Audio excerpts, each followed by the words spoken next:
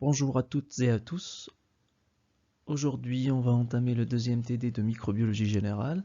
On va parler de la croissance bactérienne. Donc, comment on fait pour développer des micro-organismes ou bien des bactéries dans des boîtes de pétri et tubes à essai. Comment on fait pour les ensemencer, les isoler et les purifier pour qu'à la fin, on puisse travailler que sur une seule espèce microbienne. Alors, on va commencer tout de suite. Alors, avant de parler de la croissance bactérienne ou bien microbienne, j'aimerais vous parler un petit peu de l'environnement des micro-organismes. Il faut savoir que les micro-organismes comme les bactéries, levures et moisissures et plein d'autres se retrouvent ou bien on peut les retrouver dans plein d'environnements naturels, comme par exemple les sols, les eaux, l'air et même chez les êtres humains, animaux et végétaux. Hein, on peut prendre l'exemple des êtres humains. Leur tractus digestif est constitué plein de micro-organismes. Hein, donc vous voyez ici que ces micro-organismes peuvent se retrouver un peu partout. Souvent, ces micro-organismes coexistent ensemble, donc elles forment des populations, on va dire, mélangées, et elles sont constituées de plusieurs espèces. On peut prendre aussi l'exemple du sol. Par exemple, dans le sol, on peut retrouver jusqu'à 1 milliard de micro-organismes par gramme de sol, 1 milliard de bactéries par gramme de sol. Et on peut retrouver aussi plein de moisissures, même des levures. Et comme je vous ai dit, cette coexistence, on va dire, euh, c'est une sorte de communauté microbienne ou bien population mixte. Et on peut, grâce à la microbiologie, on peut isoler et purifier ces micro-organismes pour qu'à la fin on puisse travailler que sur une seule espèce microbienne.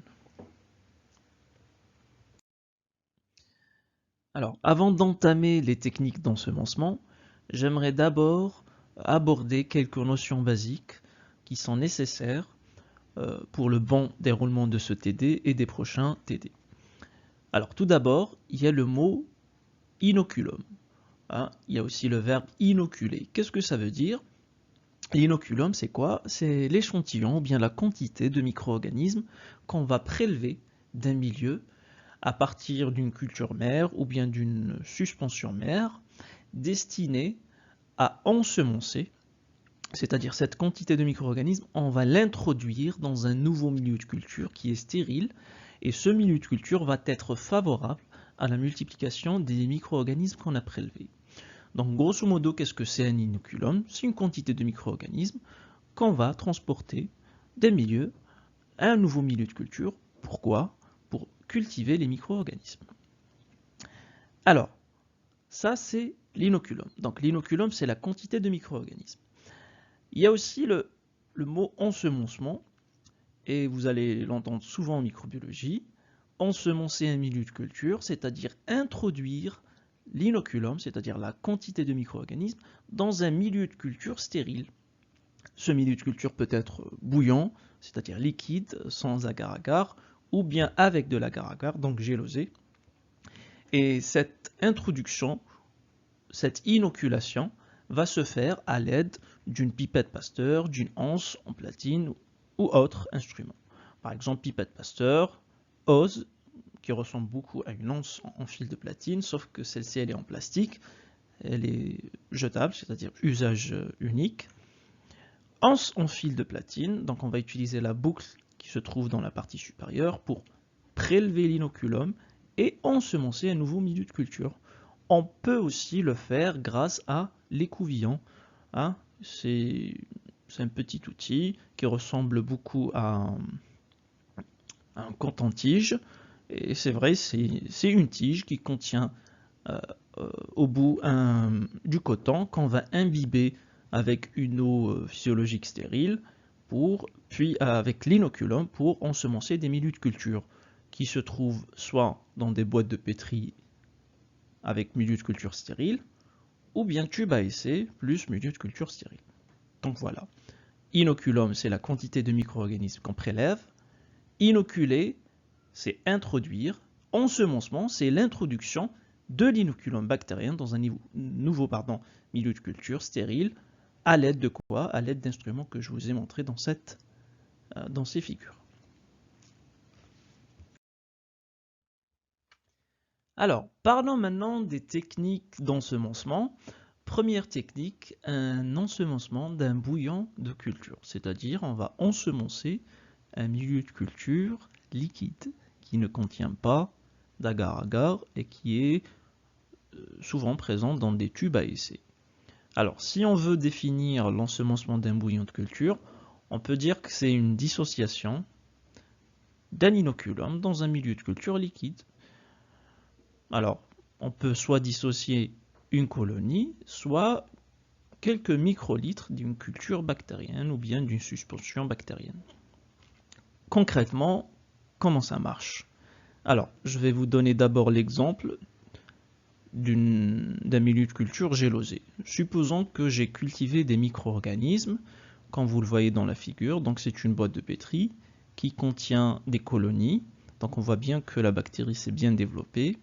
Donc qu'est-ce que je fais? Je prends une pipette Pasteur, j'utilise le bout pour prélever l'inoculum qui est une colonie bactérienne.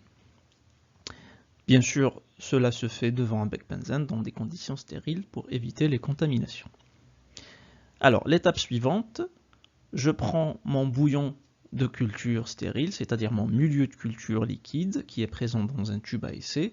J'ouvre le bouchon, je prends ma pipette Pasteur qui contient une colonie bactérienne, comme vous le voyez dans la figure, et qu'est-ce que je fais? Je vais inoculer ce milieu de culture.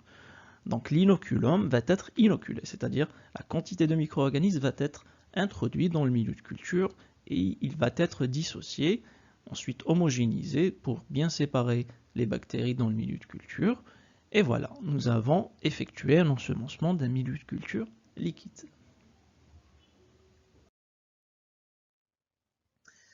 Deuxième exemple, je vais maintenant parler d'un ensemencement d'un bouillon de culture à partir d'une culture sur un milieu liquide. Première étape, prélèvement d'un inoculum bactérien. Alors, je vais vous montrer avec les schémas, c'est mieux. Première étape donc, je prends ma culture bactérienne. C'est quoi? C'est des micro-organismes, des bactéries qui se sont développés dans un milieu de culture liquide. Qu'est-ce que je fais? Je prends par exemple l'ose ou bien une anse en platine et je vais l'introduire dans le tube pour prélever une certaine quantité de micro-organismes. Je vais prélever donc un inoculum. L'inoculum va être bloqué dans le petit cercle, dans la boucle. Et cette quantité, qu'est-ce que je vais faire? Je vais l'introduire dans un nouveau milieu de culture liquide, stérile. Donc je vais ouvrir le bouchon et je vais introduire la culture bactérienne. Donc je vais l'inoculer. Voilà. Donc ça, c'est l'ensemencement d'un milieu de culture liquide à partir d'une culture faite sur milieu de culture aussi liquide.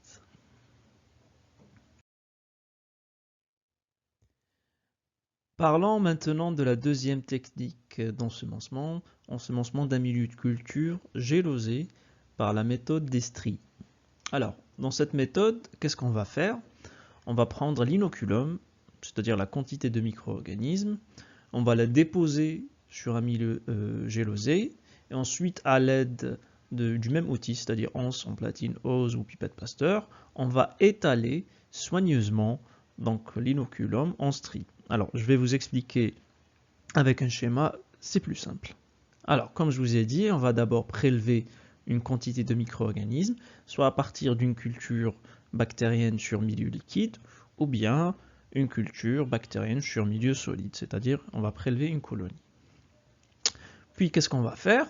On va prendre un milieu de culture gélosé et on va faire des stries. Et comment on va faire? Déjà, on va prendre l'inoculum avec l'ose par exemple, et on va faire des stries comme ça. Au début, ça sera des stries rapides et serrées, donc comme vous voyez ici. Ensuite, on va espacer au fur et à mesure qu'on va descendre.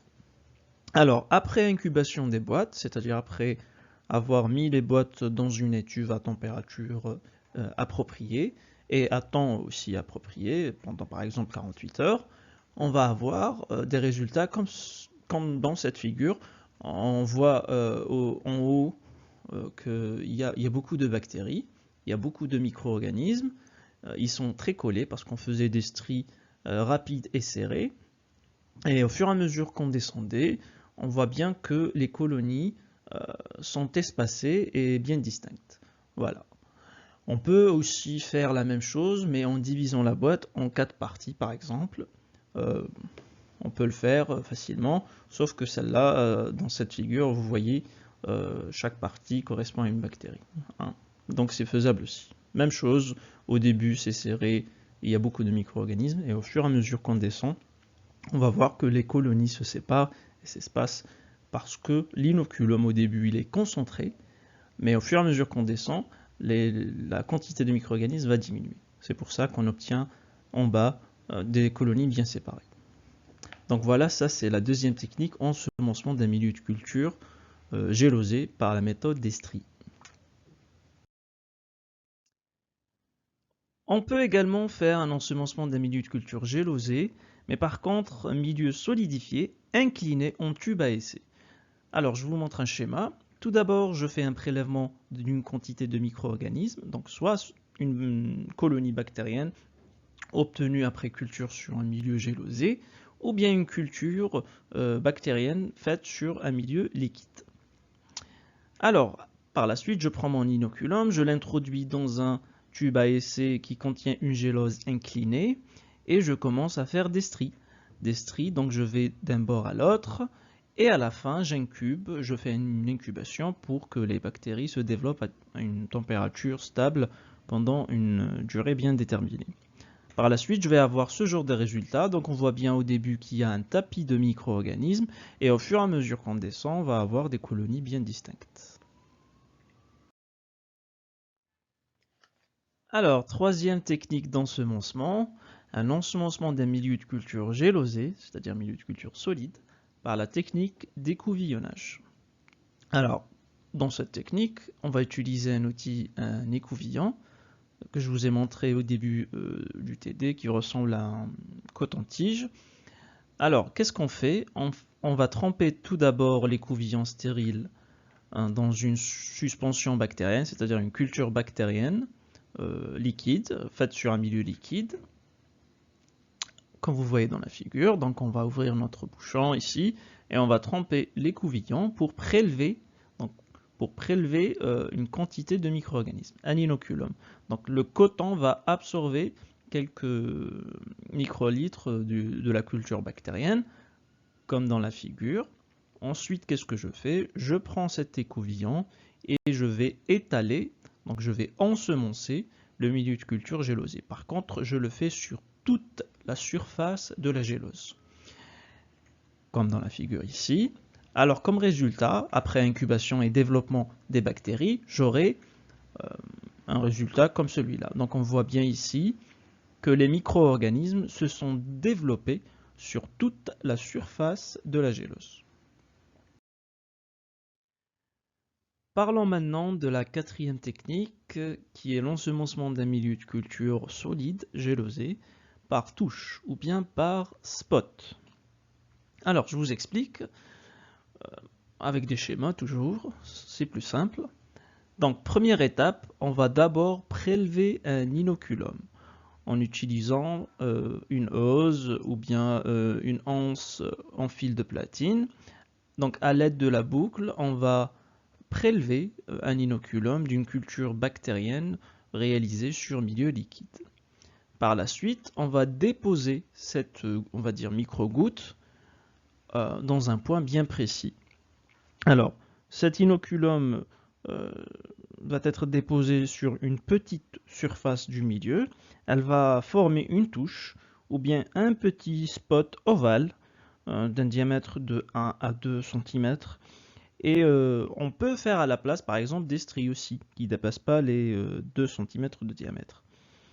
Cette technique, elle permet de faire plusieurs essais dans une seule boîte, c'est-à-dire chaque spot peut correspondre à une espèce bactérienne.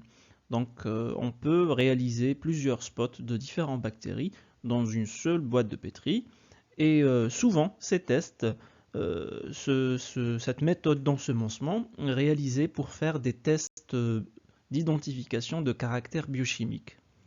Alors je vais vous montrer quelques exemples. Par exemple, dans cette figure qui est à gauche, on voit bien qu'il y a 12 spots. Chaque spot correspond à une bactérie. Et dans ce milieu de culture, par exemple, qui est à base de l'huile d'olive, on va rechercher on va étudier l'activité lipolytique, c'est-à-dire la capacité des bactéries à dégrader l'huile d'olive. À gauche, il y a un test biochimique qu'on appelle ADH. Dans ce test, par exemple, on cherche si la bactérie possède une enzyme qui s'appelle arginine déhydrolase. Voilà. Donc, vous voyez, c'est un ensemencement par spot ou par touche réalisé sur un milieu de culture gélosé. Cinquième technique d'ensemencement, ensemencement par inondation, ou bien en nappe ou en surface. C'est quoi? C'est une technique dans laquelle on va prélever 0,1 ml de la suspension bactérienne à l'aide d'une micropipette pour plus de précision, et on va l'introduire, donc on va inoculer un milieu de culture qui se trouve dans des boîtes de pétri, un milieu de culture stérile. On va mettre les 0,1 ml d'inoculum, puis on va procéder à l'homogénéisation à l'aide d'un étaloir qui ressemble beaucoup à un râteau, et donc c'est un outil en plastique, ou bien on peut en fabriquer un à l'aide d'une pipette Pasteur en flambant la partie inférieure. On va incurver la partie en verre et on va constituer une sorte d'étaloir. Donc on va tenir l'étaloir et on va faire tourner la boîte jusqu'à ce qu'on répartisse tout l'inoculum. Donc le but de cette manœuvre est qu'on répartisse les cellules, bien les bactéries, sur la totalité de la surface afin d'obtenir, après développement des micro-organismes, des colonies bien séparées. Donc on peut avoir ce genre de résultat. Donc comme vous voyez ici, les micro-organismes sont répartis sur la totalité de la boîte, bien de la surface de la gélose. Cette méthode est très utilisée pour le dénombrement des bactéries, c'est-à-dire pour calculer les concentrations de micro-organismes qui se trouvent dans un échantillon donné. Alors, sixième technique d'ensemencement, on l'appelle ensemencement dans la masse ou parfois étalement en profondeur. En profondeur, vous allez voir pourquoi. Alors, dans cette méthode, on va mélanger directement l'inoculum, c'est-à-dire les micro-organismes, avec un milieu de culture chauffé, un milieu de culture gélosé, mais qui est sous forme liquide, parce qu'il est chauffé. Alors, je vous montre directement avec un schéma. Tout d'abord, on prélève 1 ml de la culture bactérienne, ou bien de la dilution qui contient les micro-organismes, et je vais mettre cet inoculum, c'est-à-dire 1 ml d'inoculum, je vais le mettre dans une boîte de pétri stérile, qui ne contient pas de milieu de culture. Juste après, je rajoute par-dessus 15 à 20 ml de milieu de culture gélosé stérile, mais en surfusion.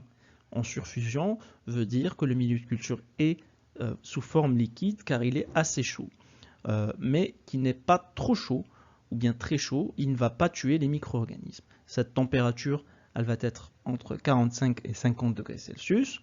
Une fois que le mélange, que l'inoculum a été mélangé avec le milieu de culture, je procède à l'homogénéisation et je fais donc un mouvement de 8 pour bien mélanger les deux et pour bien répartir l'inoculum dans toute la boîte de pétri. À la fin, je vais obtenir un résultat similaire à la technique précédente, sauf que cette fois, les micro-organismes seront dans la gélose et non à la surface. C'est pour cela qu'on l'appelle étalement en profondeur. Cette technique est aussi utilisée pour dénombrer des micro-organismes. Septième et dernière technique d'ensemencement, on l'appelle ensemencement par piqûre centrale. Je pense que c'est assez clair. Qu'est-ce que je vais faire dans cette technique? je vais tout simplement faire une piqûre centrale dans une gélose. Une gélose dans un milieu de culture solide qui se trouve dans un tube à essai. Alors, comme d'habitude, je vais vous montrer un schéma. Premièrement, on va prélever une quantité de micro-organismes. Par exemple, je prends ma pipette Pasteur et je vais prélever, donc je vais la mettre dans le tube qui contient notre culture bactérienne réalisée sur milieu liquide. Une fois prélevé, je prends un milieu de culture gélosé distribué dans un tube à essai, j'ouvre le bouchon et je procède à une piqûre centrale, comme dans le schéma. Alors, donc théoriquement, les bactéries vont se développer que dans la piqûre. Mais parfois, on a des bactéries qui sont mobiles et qui peuvent se développer tout autour. Je vais vous montrer un schéma. D'ailleurs, cette technique, elle est utilisée pour le test de mobilité bactérienne. Donc on voit dans le schéma ici, à gauche, il y a des bactéries qui ne sont pas mobiles. Donc ils se sont développés juste au niveau de la piqûre. Par contre, les bactéries mobiles, on voit bien qu'ils se sont développés un peu autour. Voilà, donc ça c'est la dernière technique d'ensemencement, ensemencement par piqûre centrale. Alors, au cours des précédents diaporamas, nous avons parlé des techniques d'ensemencement. Maintenant, on va voir les techniques d'isolement et de purification. Par contre, avant de commencer, j'aimerais d'abord vous parler de quelques notions basiques, quelques définitions, quelques mots qui reviennent souvent en microbiologie qu'on a besoin de comprendre dès maintenant. Alors, tout d'abord, isolement. Donc le verbe isoler. L'isolement consiste à quoi? C'est des ensemencements qu'on va faire sur des milieux de culture dans le but de séparer de façon à obtenir des colonies bien distinctes. Donc c'est des méthodes d'ensemencement qu'on va réaliser sur des milieux de culture afin d'obtenir des bactéries isolées, donc des colonies bactériennes bien distinctes, bien séparées. Pourquoi? Cela va nous faciliter la tâche pour obtenir des cultures pures. Parce qu'en microbiologie, on a souvent besoin le but de l'isolement et de la purification, c'est d'avoir une culture pure, c'est-à-dire une seule espèce microbienne. Donc, le but de toutes ces manips, c'est de travailler sur une seule espèce microbienne, que ce soit une bactérie, moisissure ou levure, etc. Donc, une culture pure, c'est quoi? C'est une culture qui ne contient qu'une seule espèce microbienne. Alors, il y a aussi un autre mot qui revient souvent en microbiologie, donc repiquage. Repiquage, c'est quoi? C'est un réensemencement de culture pure dans un milieu de culture neuf. C'est-à-dire, supposons que j'ai une culture pure de bactéries, donc j'ai une espèce bactérienne. Quand je la réensemence, je vais faire un repiquage. Donc je vais prendre une ancienne culture de ma bactérie qui est pure, et je vais la cultiver dans un nouveau milieu de culture. Et cette opération, c'est le repiquage.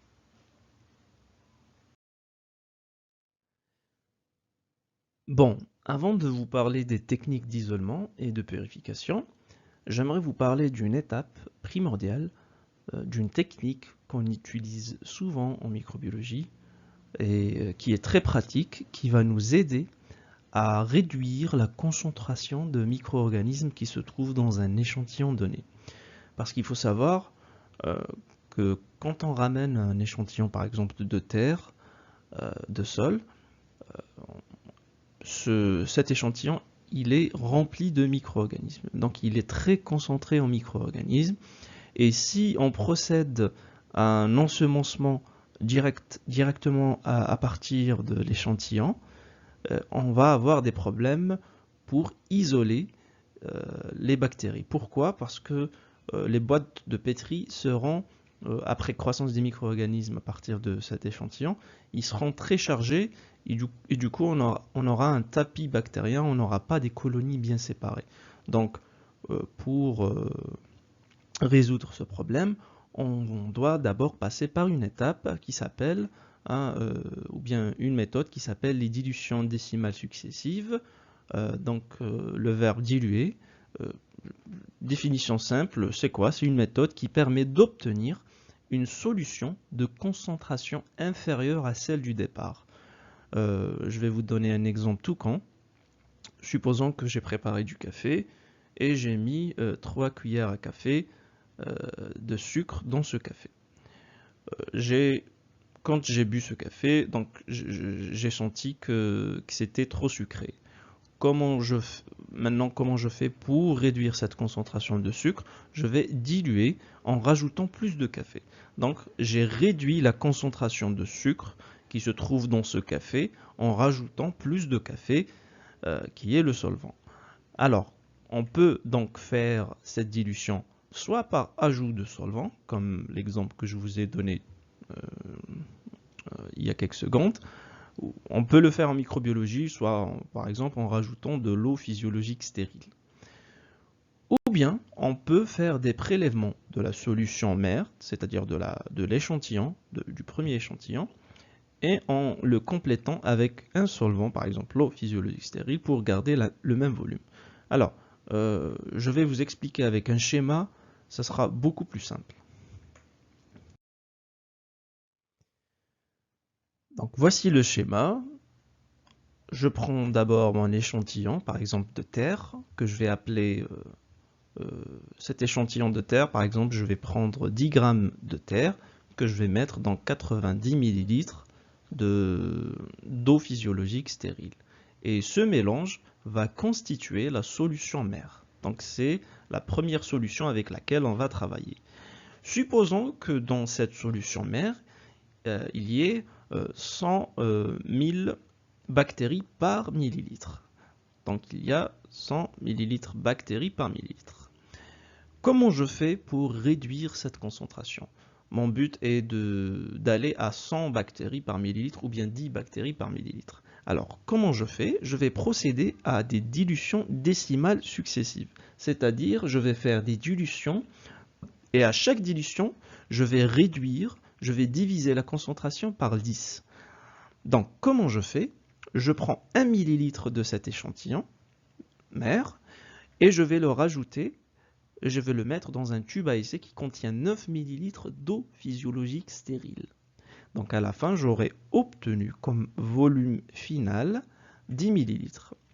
Et j'aurai réduit la concentration, ou bien divisé la concentration par 10. Donc j'aurai obtenu 10 000 bactéries par millilitre. Je vais faire la même chose. Donc je vais d'abord mélanger ce tube. Ensuite, je vais prendre 1 ml et je vais le mettre à nouveau dans 9 ml d'eau physiologique stérile. Et j'aurai réduit la concentration d'un facteur de 10, c'est-à-dire j'aurai divisé la concentration par 10, donc j'aurai 1000. Et je ferai ça, donc je vais enchaîner, je vais faire la même chose jusqu'à obtenir une bactérie par millilitre. Donc ça c'est la partie théorique, donc c'est comme ça qu'on fait, on fait 1 sur 9, on mélange 1 sur 9 et ainsi de suite. Et à chaque fois, j'aurai divisé la concentration bactérienne ou bien microbienne par 10. Et c'est pour cela qu'on appelle dilution décimale successive. Alors, si par exemple je procède à un ensemencement en masse ou bien en surface à partir de ces dilutions, j'aurai, après croissance des micro-organismes, j'aurai ce type de résultat. On va voir la première boîte, donc vous voyez la première boîte qui est à gauche, on voit bien qu'elle est très remplie il y a beaucoup de colonies, c'est même pas des colonies, c'est tellement que c'est collé, c'est un tapis bactérien. Deuxième boîte, on voit que la concentration, elle est réduite, il y a moins de micro-organismes. Troisième boîte, là on commence à avoir des colonies bien distinctes. Quatrième boîte, c'est encore mieux. Et la dernière boîte, c'est l'idéal. Donc on voit bien qu'il y a une dizaine de bactéries et c'est parfait. Donc ça, c'est la technique des dilutions décimales successives. En microbiologie, on l'utilise souvent pour réduire la concentration des micro-organismes, mais il faut savoir que cette technique peut être utilisée même en chimie, par exemple, pour réduire la concentration d'un produit chimique, etc. Parlons maintenant des techniques d'isolement et de purification. Il y a une technique classique très utilisée en microbiologie qui s'appelle l'isolement par épuisement en 3 ou 4 secteurs, ou on peut appeler ça aussi 3 ou 4 cadrans. Alors, cette technique, c'est une technique classique qui vise à isoler, séparer les micro-organismes qui sont présents dans un mélange et issus d'un prélèvement initial. C'est-à-dire, quand je prélève avec l'anse en platine une colonie, ou bien quand je prélève avec la boucle un certain volume, par exemple de 0,01, donc je vais prélever une certaine quantité de micro-organismes, généralement de 100 bactéries peut-être, quand il s'agit de milieux de culture liquide, ou une colonie bactérienne, donc il s'agit de milliers de bactéries. Donc quand je prélève cette quantité de micro-organismes, je vais effectuer cette technique d'isolement par épuisement, que ce soit en 3 ou 4 cadrans, pour purifier cette souche, ou bien juste pour contrôler sa pureté. Alors concrètement, comment ça marche? Donc cette technique d'épuisement s'effectue d'abord en prenant déjà l'outil approprié, par exemple en platine ou pipette en platine, en fil de platine ou bien ose. Donc je vais la stériliser. Ensuite, je vais prélever la quantité de micro-organismes. Donc je vais prendre l'inoculum, par exemple une suspension bactérienne, et je vais l'étaler par la méthode d'Estrie. Sauf que on ne va pas utiliser la méthode d'Estrie que je vous ai expliqué, que je vous ai montré il y a quelques minutes, mais par contre on va utiliser une technique bien spécifique. Alors je vous montre avec des schémas. Donc je procède à l'isolement des bactéries avec les deux techniques que je vais expliquer tout de suite. Alors, isolement des micro-organismes ou bien des bactéries par épuisement sur 3 cadrans ou bien 3 secteurs. Donc on voit en bas que la bactérie est divisée en 3 parties. Donc qu'est-ce que je fais? Je prends mon inoculum et à l'aide qui a été prélevé à l'aide d'une anse en fil de platine. Donc l'inoculum se trouve dans la boucle, je le mets dans la partie supérieure et puis je fais des stries. Au début, ça sera des stries serrées et rapides. Ensuite, au fur et à mesure que je descends, je vais les espacer. Ensuite, qu'est-ce que je fais? Je stérilise mon anse, ma boucle, à l'aide du bec benzène. Donc, je fais un flambage. Une fois refroidi, qu'est-ce que je fais? Je continue mon ensemencement par strie. Et qu'est-ce que je fais? Donc, je prends les deux dernières lignes et je refais la même chose. Donc, je refais des stries. Ensuite, je restérilise et j'effectue la même chose pour le troisième secteur. Donc, grâce à cette technique, on va voir que les micro-organismes qui ont été présents dans l'échantillon d'origine seront progressivement séparés, ou bien la quantité de micro-organismes, la concentration va diminuer au fur et à mesure qu'on descend, qu'on fait des stries. Et donc entre le premier cadran et le dernier cadran, la quantité de micro-organismes va nettement diminuer. C'est pour ça qu'on appelle cette technique d'épuisement par strie.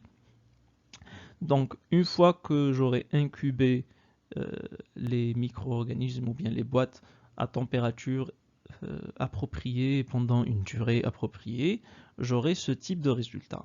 Donc on voit ici le premier secteur qui est en bas, on voit tout en bas qu'il y a un tapis de micro-organismes, que c'est très chargé en micro-organismes. Ensuite j'ai effectué des stries.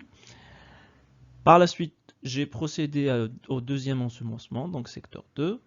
Donc on voit déjà que la quantité de micro-organismes, elle diminue. Par contre, ou bien dans le troisième secteur, on voit bien qu'on obtient vraiment des colonies bien séparées. Donc entre le secteur 1 et 3, on voit nettement la concentration de micro-organismes qui diminue. Maintenant, je vais vous montrer une vidéo qui va vous expliquer exactement ce qu'on fait lors d'un isolement par épuisement en 3 cadrans. Tout d'abord, on commence par tracer les lignes pour délimiter les 3 secteurs ou bien les 3 cadrans. Voilà. Après, je prends mon outil qui est lance en fil de platine. Je vais le stériliser à l'aide du bec benzène, avec la technique du flambage, pour éliminer, pour tuer les micro-organismes potentiellement présents à la surface de cet outil. Ensuite, qu'est-ce que je fais? Je prends ma culture bactérienne, ma suspension bactérienne, et je prélève un inoculum à l'aide de la boucle. La boucle généralement prélève environ 10 microlitres de suspension bactérienne. Une fois fait, je prends donc cet inoculum, je le dépose en haut et je fais des stries serrées et rapides dans le premier secteur. Une fois fait, je tourne la boîte pour préparer le deuxième ensemencement, bien le deuxième isolement, et je flambe pour stériliser, tuer le micro-organisme. Le but de cette manœuvre est de diminuer la concentration des micro-organismes de cadran en cadran. Donc je laisse l'anse refroidir, j'effectue à nouveau des stries, cette fois en utilisant des stries de l'ancien cadran, que je vais maintenant étaler, isoler par épuisement. Donc je fais des stries à nouveau, je tourne ma boîte pour préparer le troisième secteur, je reflambe ma flamme, je la stérilise à nouveau pour diminuer ou bien pour réduire encore plus la concentration des micro-organismes et avoir des colonies bien séparées à la fin. Donc qu'est-ce que je fais? Je fais à nouveau, je prends des stries, à partir des stries de l'ancien cadran, je fais à nouveau des stries pour isoler les micro-organismes dans le troisième cadran. Voilà. Et à la fin, quand j'aurai terminé, je stérilise mon outil et je le laisse refroidir. Voilà, donc ça c'est la technique d'isolement des bactéries par épuisement en 3 cadrans.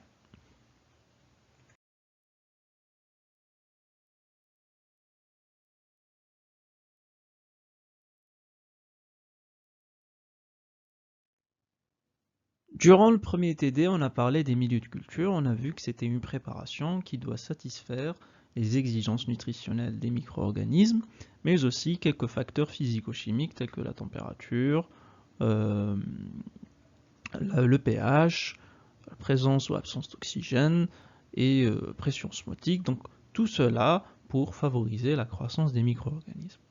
Aujourd'hui, on a vu les techniques d'ensemencement des milieux de culture, comment on fait pour cultiver des micro-organismes. On a vu toutes les techniques d'ensemencement, on les a expliquées. Par la suite, je vous ai parlé des techniques d'isolement et de purification. Comment on fait pour isoler, séparer les micro-organismes dans un mélange, de telle sorte à obtenir des colonies bien séparées, bien distinctes, pour faciliter la purification et à la fin obtenir qu'une seule espèce microbienne. Maintenant, on va parler de la croissance bactérienne. Concrètement, qu'est-ce qui se passe quand on ensemence un milieu de culture avec des bactéries et qu'on les incube dans les cuves? Qu'est-ce qui se passe? Alors, tout d'abord, on va définir la croissance bactérienne. C'est quoi? C'est l'augmentation coordonnée des constituants cellulaires, ce qui va procéder à une augmentation de la taille. Et tout cela va aboutir à quoi? À l'augmentation du nombre des bactéries. N'oublions pas que les bactéries, c'est des micro-organismes prokaryotes unicellulaires. Unicellulaires, donc on ne va pas obtenir un filament multicellulaire, mais quand les bactéries se développent, elles vont se multiplier et produire d'autres cellules similaires, on va dire des clones, et elles sont aussi unicellulaires. Bien sûr, quand on essaie de faire croître des micro-organismes dans un milieu de culture, qu'est-ce qu'elles vont faire? Elles vont métaboliser les substrats, les nutriments. Du coup, il va y avoir appauvrissement du milieu de culture. Et comme elles se développent, elles vont produire aussi des métabolites, des déchets, des sous-produits de leur métabolisme qui vont s'accumuler dans le milieu de culture. Il faut parler aussi de la multiplication des micro-organismes tels que les bactéries. Ces dernières, donc les bactéries, se reproduisent de manière asexuée, par fission binaire, qu'on peut appeler aussi scissiparité. Alors, je vais vous montrer un petit schéma pour vous faire un petit rappel de comment ça marche. Sans trop rentrer dans les détails, je vais vous montrer rapidement ici un schéma expliquant la reproduction des bactéries par fission binaire, ou bien appelée aussi scissiparité. Alors, premièrement, la cellule va s'allonger et les constituants cellulaires vont se dupliquer, on va dire. L'ADN va se dupliquer. Et deuxième étape, il va y avoir étranglement de la membrane et de la paroi. Ensuite, les constituants cellulaires vont se séparer, il va y avoir formation de la paroi. Et à la fin, on va obtenir deux cellules filles qui sont identiques à la cellule mère. Et c'est pour cela d'ailleurs qu'on l'appelle fission binaire. Quand les micro-organismes, quand les bactéries se développent, on peut remarquer facilement leur croissance. Comment on fait? Par exemple, dans un milieu de culture liquide, on voit bien qu'à gauche, le milieu de culture, il est stérile. Il est limpide, il est clair, parce qu'il ne contient pas de micro-organismes. Par contre, à droite, le milieu de culture, il est non stérile.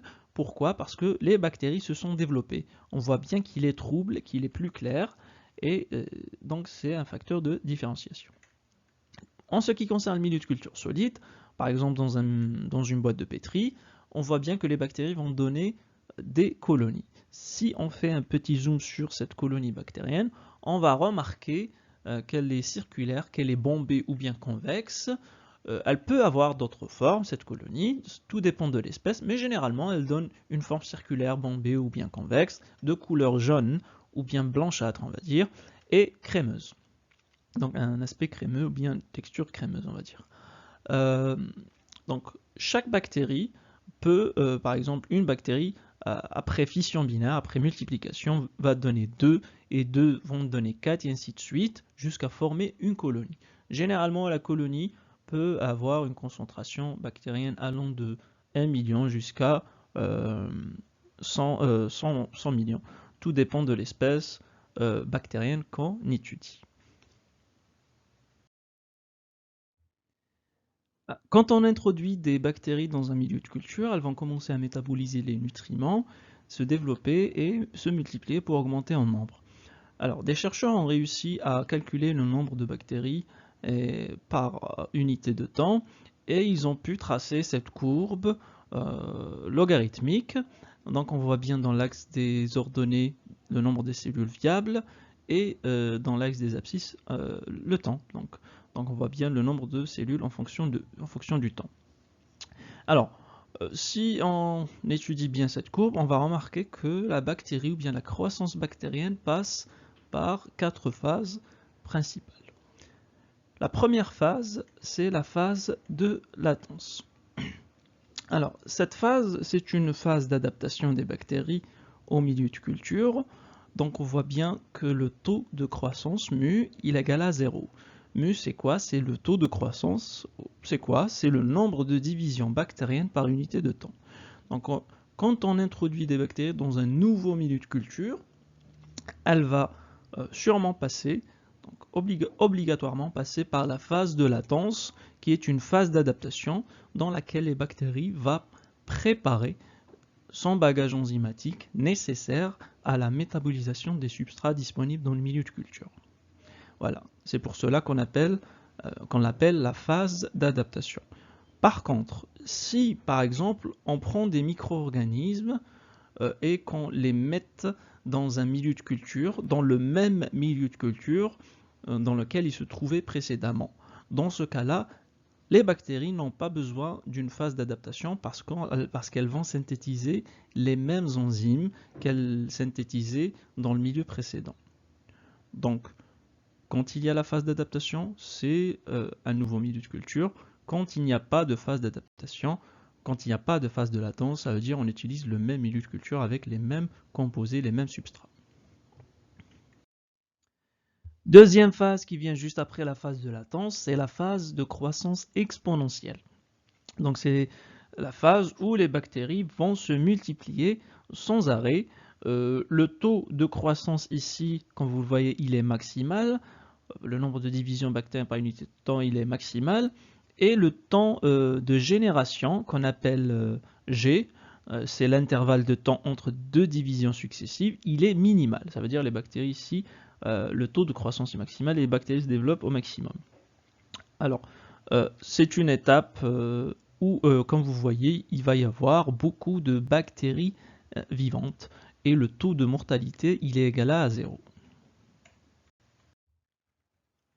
Juste après vient l'étape, une phase qu'on appelle phase de ralentissement. Dans cette étape, on va remarquer qu'il va y avoir début d'épuisement des nutriments du milieu de culture et aussi accumulation de déchets, des sous-produits dégagés par les bactéries suite à leur développement. Et même, il peut y avoir dans cette phase, il va y avoir dans cette phase un début de mort cellulaire. Donc c'est une phase qui est entre la phase exponentielle et la phase qui vient juste après, qui est la phase stationnaire. Juste après vient la phase stationnaire où le taux de croissance est égal à 0. Pourquoi? Parce que le nombre de cellules mortes va être compensé par les cellules qui se divisent encore. Alors, dans cette phase, le milieu va devenir de moins en moins favorable à la croissance et on peut expliquer ça par plusieurs raisons. Déjà, parce que le milieu de culture va être épuisé, donc les nutriments vont s'épuiser dans le milieu de culture. Il va y avoir accumulation de beaucoup de déchets toxiques, donc de sous-produits dégagés par les bactéries. Et souvent, parmi ces déchets, il y a des acides organiques comme l'acide lactique ou l'acide acétique, etc. Ces acides ont tendance à faire baisser le pH, ce qui rend, on va dire, le milieu de moins en moins favorable. En dernier vient la phase de déclin. Durant cette phase, les bactéries ne se divisent plus, excepté quelques-unes, je vais vous expliquer pourquoi, mais avant, il faut savoir que durant cette phase, les nutriments vont totalement s'épuiser, les déchets vont trop s'accumuler dans le milieu de culture, et certaines bactéries vont mourir, vont s'autolyser à cause de leurs enzymes protéolytiques endogènes, et donc le taux ou bien le nombre de bactéries non viables ou mortes va augmenter, comme vous le voyez dans la figure. Néanmoins, quelques bactéries, quelques croissances bactériennes vont persister. Comment? Certaines bactéries vont survivre en, en se basant, ou bien elles vont se nourrir des autres bactéries qui se lisent. Ces bactéries donc vont libérer des nutriments, des molécules que les autres bactéries peuvent utiliser pour se multiplier encore durant cette phase. Mais cette croissance, elle est vraiment minime. Et ce qu'on remarque le plus dans cette phase, c'est que le nombre de bactéries mortes le nombre de morts bactériennes va augmenter drastiquement. On récapitule. Donc les différentes phases de la croissance bactérienne commencent par la phase de latence, où le taux de croissance est égal à 0, donc pas de développement, pas de multiplication bactérienne. Dans cette phase, la bactérie va s'adapter au milieu, elle va commencer à préparer son bagage enzymatique nécessaire à la croissance, à la métabolisation des nutriments. Par la suite vient la phase de croissance exponentielle, dans laquelle le taux de croissance il est maximal et le temps ou bien le temps de division, le temps nécessaire nécessaire pour deux divisions successives, G, qu'on appelle temps de génération, il est minimal. Par la suite vient la phase stationnaire. Dans cette phase, le nombre de cellules qui meurent est compensé, on va dire, par les cellules qui se divisent encore. Et la dernière phase, qui est la phase de déclin, dans cette phase, le taux de mortalité est supérieur au taux de reproduction. Donc la population cellulaire est en phase de déclin. Il y a beaucoup il y a beaucoup de déchets qui s'accumulent dans le milieu de culture et les, les nutriments sont totalement épuisés. Donc voici donc un modèle de la croissance bactérienne, des différentes phases qu'on rencontre dans la croissance bactérienne. Alors parlons rapidement des facteurs influençant la croissance microbienne. On distingue deux types de facteurs, des facteurs physiques et des facteurs chimiques.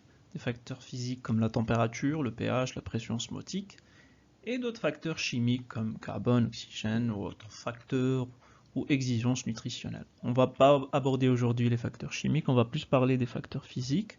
Alors, brièvement, parlons du premier facteur physique qui influence, on va dire, le plus la croissance des micro-organismes, qui est la température. On peut distinguer plusieurs groupes de micro-organismes et chacun possède une température optimale dans laquelle ils se développent de manière optimale, c'est-à-dire rapide. Le temps de génération est minimal à cette température optimale. Premier groupe, les psychrophiles. Donc, comme vous le voyez dans la figure, ou bien dans le graphe, on voit donc le premier groupe psychrophile se développe entre moins 10 et jusqu'à 20, mais leur température optimale elle est environ 10 degrés Celsius. Le groupe d'après, les micro-organismes ou bien bactéries psychotrophes. Donc c'est des bactéries capables de se développer à 0 degrés Celsius jusqu'à 30, mais leur optimal ou bien leur optimum, température optimale est de 25 degrés Celsius. Troisième groupe de bactéries, les micro-organismes mésophiles, allant de 10 à 45 degrés Celsius, mais leur température optimale est de 30 jusqu'à 37 degrés Celsius. Il existe d'autres micro-organismes qui peuvent résister à de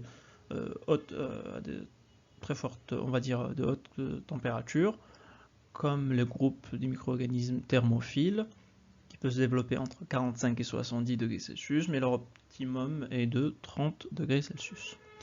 Il y a aussi les hyperthermophiles qui peuvent qui peuvent supporter une température supérieure à 70 degrés Celsius jusqu'à 110.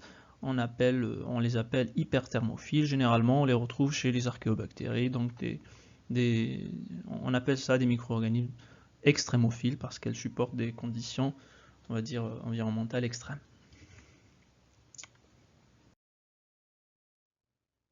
Deuxième exemple de facteurs physiques qui peuvent influencer la croissance des micro-organismes, c'est le pH.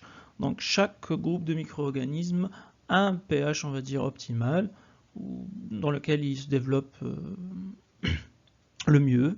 On distingue trois grands groupes, les acidophiles, les neutrophiles et les alcalophiles. Acidophiles, je pense que c'est très clair, c'est des bactéries ou bien des micro-organismes qui préfèrent généralement un pH acide, inférieur à, on va dire, à 5 ou inférieur à 5. Les bactéries ou bien les micro-organismes neutrophiles préfèrent un pH neutre, en voisinant ou bien environ 7. Et le dernier groupe, c'est les bactéries ou bien les micro-organismes alcalophiles qui poussent mieux à de hauts niveaux de pH, généralement supérieur à 8 ou 9. Alors voilà, on a fini ce TD. Je récapitule, on a vu les techniques d'ensemencement et les techniques d'isolement et de purification. On a vu les techniques des dilutions décimales pour réduire la concentration des micro-organismes et aussi la technique d'isolement par épuisement sur 3 cadrans. Et ensuite on a parlé de la croissance bactérienne, la division et les différentes phases de croissance bactérienne. Et à la fin, je vous ai montré quelques facteurs qui peuvent influencer la croissance microbienne. Donc, je vous remercie pour votre écoute. Je vous donne rendez-vous au prochain TD. Et n'oubliez pas, comme d'habitude, je vous mets en description des exercices à télécharger, à faire à la maison. Et ensuite, vous pouvez les donner à votre enseignant pour les corriger afin de vous évaluer. Je vous encourage vivement à les faire parce que ça va vous permettre déjà de vous tester votre compréhension du cours et des TD et aussi pour vous préparer aux examens. Donc je vous remercie encore et rendez-vous au prochain TT. Au revoir.